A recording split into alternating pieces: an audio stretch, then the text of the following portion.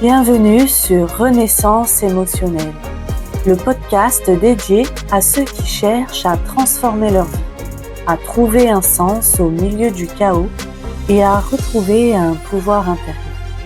Je suis Émilie Monté, neuropraticienne de la Scamden et entrepreneur dans le monde du bien-être émotionnel. Bonjour et bienvenue dans Renaissance émotionnelle pour un nouveau sujet. L'accouchement laisse une mémoire dans le corps. Aujourd'hui, j'ai envie de parler d'un sujet dont on parle encore très peu. Et pourtant, il influence énormément de choses dans nos vies. Notre naissance, notre arrivée au monde, l'accouchement, mais aussi les accouchements que nous vivons ensuite en tant que femmes. Parce qu'on parle souvent de la grossesse, du bébé, du médical, de l'organisation, mais très peu de la mémoire émotionnelle, corporelle et nerveuse que cela laisse.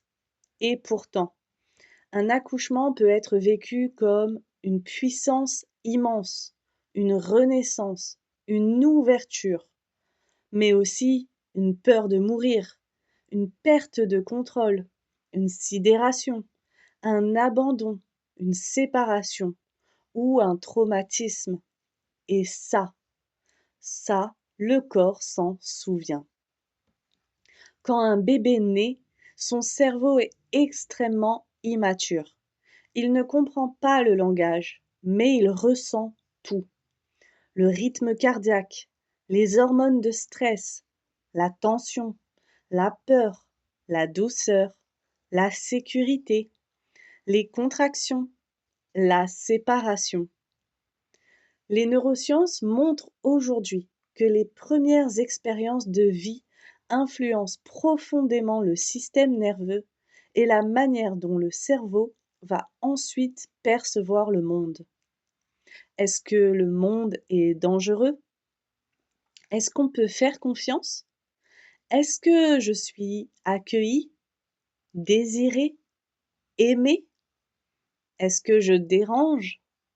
Est-ce que je dois lutter pour vivre? Alors, évidemment, je ne suis pas en train de dire tout vient de la naissance. La vie est beaucoup plus complexe que ça. Mais la naissance peut être une première empreinte, une première expérience du passage. Et ce qui est fascinant, c'est que beaucoup de personnes reproduisent ensuite, inconsciemment, la manière dont elles sont venues au monde. Certaines personnes passent leur vie à lutter, à forcer, à pousser, comme si vivre demandait un effort immense. D'autres ont peur de prendre leur place, comme si arriver dans le monde dérangeait. Certaines paniquent dès qu'il faut changer de vie, comme si chaque transition réveillait inconsciemment une mémoire de danger. Parce qu'un accouchement, c'est exactement ça, un passage entre deux mondes. Vie, mort symbolique, renaissance. Et ensuite, il y a un autre sujet immense. Les femmes. Parce qu'une femme qui accouche ne vit pas seulement un événement physique. Son corps traverse la douleur, la peur, la vulnérabilité, parfois la solitude, parfois la honte, parfois la puissance ou l'impuissance, parfois l'effondrement ou la renaissance. Et le cerveau enregistre tout cela. Certaines femmes ressortent d'un accouchement transformé, d'autres profondément traumatisées, sans même avoir le droit de le dire, parce qu'on leur répond souvent « le bébé va bien, c'est l'essentiel ». Oui, mais la femme, elle est où dans tout ça? Son système nerveux, son corps, son vécu émotionnel. Et là, on entre dans quelque chose d'encore plus profond, le transgénérationnel. Parce qu'avant nous, il y avait nos mères, nos grands-mères, nos arrière-grands-mères, des femmes qui ont parfois accouché seules, perdu des enfants, accouché dans la peur, dans la guerre, dans le silence, dans la violence médicale, dans des conditions extrêmement dures. Et pendant des générations, les femmes ont appris à tenir, à encaisser, à survivre, à se taire. Alors parfois, sans même comprendre pourquoi, une femme peut porter en elle une peur immense liée à la maternité, à la séparation, à la mort, au féminin, sans connaître l'origine exacte. Le corps, lui, se souvient souvent avant le mental. Et il y a quelque chose d'incroyable autour de l'eau.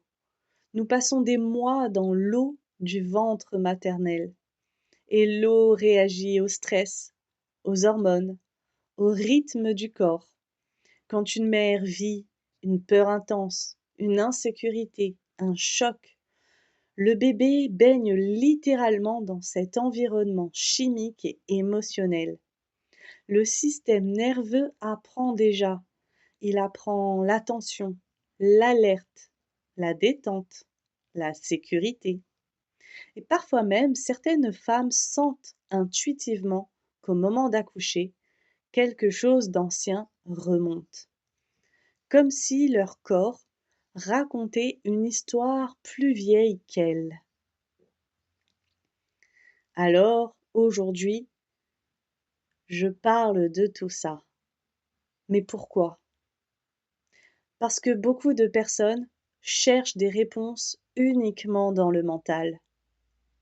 Mais parfois, certaines réactions viennent d'endroits beaucoup plus profonds. Le corps, le système nerveux, les mémoires émotionnelles, l'inconscient, les passages de vie. Et comprendre cela, ce n'est pas chercher un coupable, c'est remettre du sens. Alors peut-être qu'aujourd'hui, tu peux simplement te poser ces questions. D'écrire encore une fois spontanément comment ça vient, les réponses qui te sont données, puis d'aller chercher peut-être un peu plus loin par la suite. Comment suis-je venue au monde? Qu'est-ce qu'on m'a raconté de ma naissance? Quel a été le vécu émotionnel de ma mère? Comment ai-je vécu les grands passages de ma vie? Est-ce que je lutte pour vivre? Est-ce que j'ai peur du changement? Est-ce que chaque transition me met en insécurité?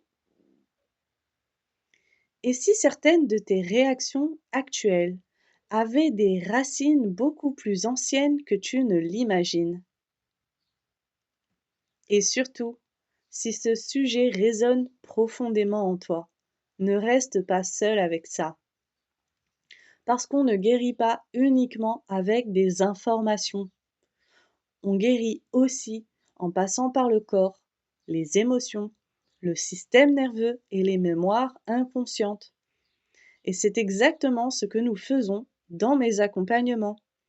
Je t'aide à comprendre ce qui se joue en profondeur, à remettre du sens sur tes réactions et à sortir progressivement des automatismes de survie qui épuisent le corps et le mental.